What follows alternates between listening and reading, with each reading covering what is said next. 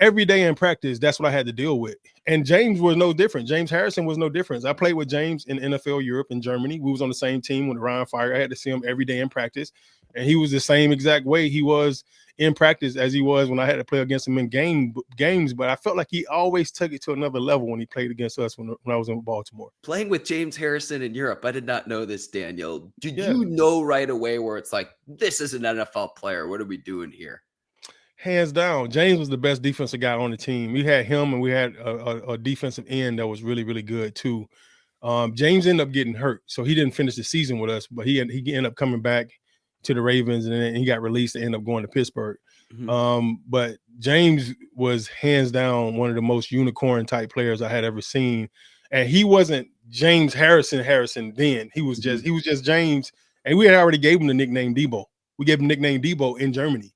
That's when I think he started to get that nickname, because you come down there and act like he was Debo, and he did it so well, and but he was a phenomenal player. I knew he was going to be good. We would have been much better with him on the team and on the squad. And he just kept getting better every freaking year. He got stronger and stronger and stronger every year, to the point where nobody could touch him. He was so strong that a 300-pound guy, he treated him like he was 150 pounds. Like, James was just a freak of nature as far as strength.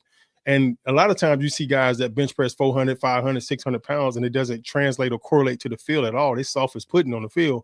But James had an innate ability to use his leverage and to be explosive in a very short space to allow himself to become the person that he is, the Pro Bowler, who hopefully one day, I hope he's a Hall of Famer, but I hope he gets, and I hope it's a first ballot type thing for him, because he deserves it, man. He was one of the hardest guys that I honestly had to face my entire career. And I came in at the end of Michael Strahan's career, and then I played all the way, through the James Harrison era, and a bunch. I seen a bunch of guys, man. I played with Derek Brooks and Simeon Rice and Warren Sapp down in Tampa, and in New York I had the Mo Lewis area, Sam Cowards, the Marvin Jones era, all that stuff up there, and the John Abraham, Sean Big Cat Ellis, Jason Ferguson Ellis in New York.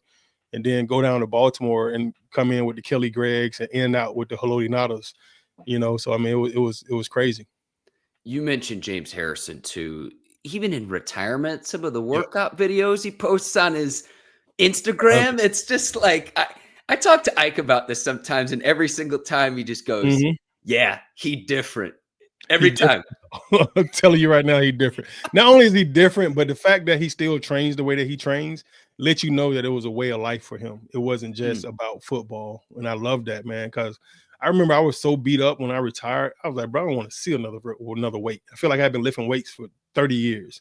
And I was like, and I retired at 32, but I was like, bro, if I see another weight, I might throw up. I was so tired. My body was so beat up. My foot was jacked up, my shoulder, my neck, my arm, my wrist, my finger, it was just so many things about me that was just banged up.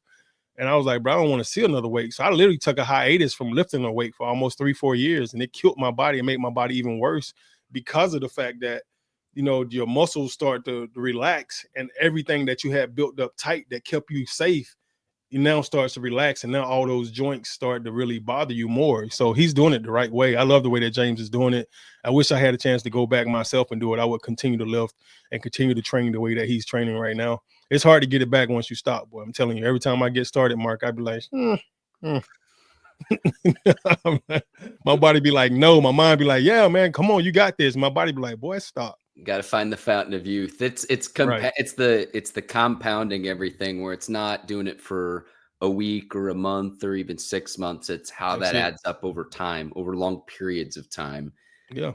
It means a lot to me, though, when I hear this from a former player, when you talk about the Hall of Fame candidacy with James Harrison.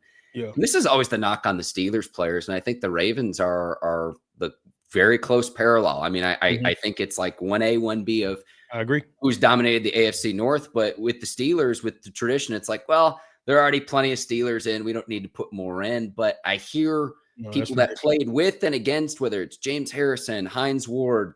You go back to the 70s, L.C. Greenwood was a guy who's a 5-time Pro Bowler.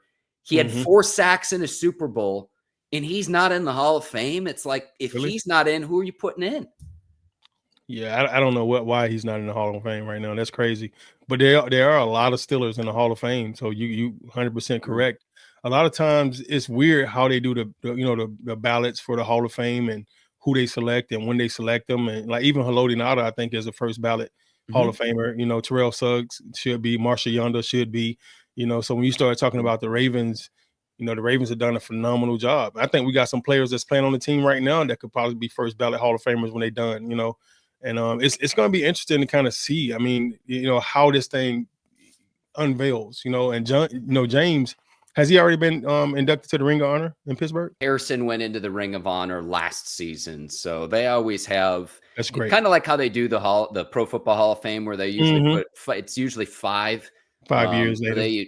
And it's usually several different players. But I love that. I love that for James. He earned it. He deserved it. Absolutely.